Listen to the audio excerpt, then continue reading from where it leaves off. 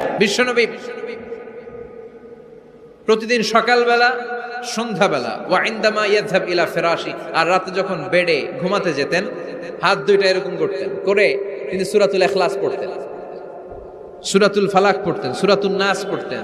এই তিনটা সূরা পড়তেন। এই তিনটা সূরাকে একসাথে বলে তিন কুল। কি বলে? কুল আস-সালাসা। কারণ এই তিনটা সূরার শুরুতে কুল আছে না নাই? তিন কুল পড়ে বিশ্বনবী হাতের মধ্যে ফু দিতেন।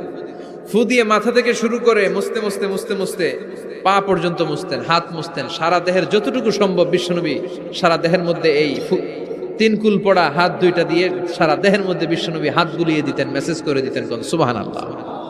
সকালে, সন্ধ্যায়, আর রাতের বেলা বিছানায় গেলে। এটা protection from all the bad আইস। যত হিংসুক চক্ষু আছে, যত ভূত পেতনি আর শয়তানের অনিষ্ট আছে, সব থেকে আপনাকে রক্ষা করবে কে?